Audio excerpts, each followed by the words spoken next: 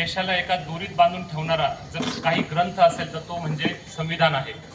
कारण आपल्या संविधानाचं वैशिष्ट्य असं आहे की आपण कुठल्याही धर्मावर संविधान बनवलेलं नाही।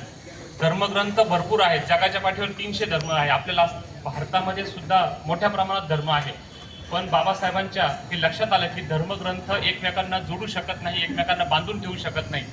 प्रत्येक धर्माच्या धर्मग्रंथांमध्ये वेगवेगळे तत्व, वेगवेगळे विचार सांगितलेले आहेत। त्याच्यामध्ये मोठ्या प्रमाणात विरोधाभास आहे आणि खऱ्या अर्थानं हा विरोधाभास टाळून आपल्याला जर सर्वांना एका सूत्रात जर बांधायचं असेल तर अशा संविधानाची निर्मिती करणं खूप आवश्यक होतं। मला असं वाटतं आज आपण सर्वजण या ठिकाणी बसलेलो आहोत। आज अनेकांना बोलण्याची संधी मिळाली, अनेक जण व्यासपीठावर बसले, अनेक जण समोर बसले। ही सर्व संविधानाची कृपा आहे। संविधान नसतं आणि किंवा संविधान नसलं तर काय होतं याचा अनुभव आपण घेतला। आता माझ्या अगोदर एका वक्त्यांनी सांगितलं की संविधान ज्यावेळेस संविधानाचा जर गैरवापर झाला, बाबासाहेब असं सांगितले होते, बाबासाहेब बोलले होते की संविधानाचा गैरवापर होऊ शकतो किंवा अधिकाऱ्यांच्या हातात आहे।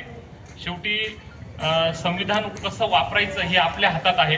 संविधान हा सर्वात मोठा वारसा आहे, तो जपला पाहिजे आणि आपल्या पुढच्या पिढीला खऱ्या अर्थाने संविधानाची ओळख आणि संविधानाचे महत्त्व हे अधोरेखित करणं गरजेचं आहे।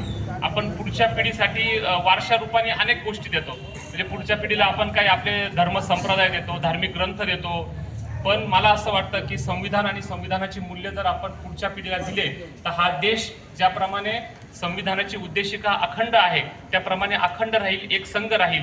विविधतेत एकतेचं जे स्वरूप आहे हे खऱ्या अर्थाने संविधानाने दिलं।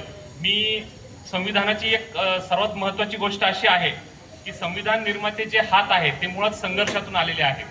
बाबासाहेब म्हणजे काय कोणी उठले आणि लगेच संविधान दिलं असं झालं नाही, ते प्रगाढ अनुभवातून आणि प्रचंड अभ्यासातून तयार केलेले हे संविधान आहे।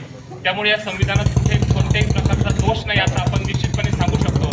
जगाच्या पाठीवर इतर जे काही संविधान आहे त्यांच्या देशाचे, तर त्यांच्या देशामधली परंपरा अशी आहे की हिंदूंचा सण असला की फक्त हिंदूंना सुट्टी मिळते, मुस्लिमांचा सण असला की मुस्लिमांना सुट्टी मिळते।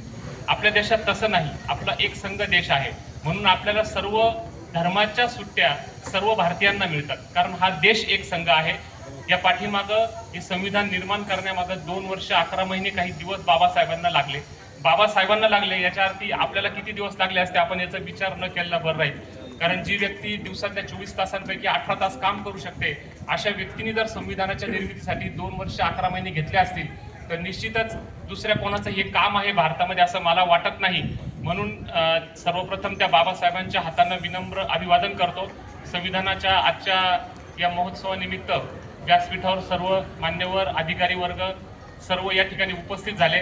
तुम्हाला सर्वांना संविधान दिनाच्या हार्दिक शुभेच्छा देतो आणि थांबतो। धन्यवाद। जय संविधान, जय भीम।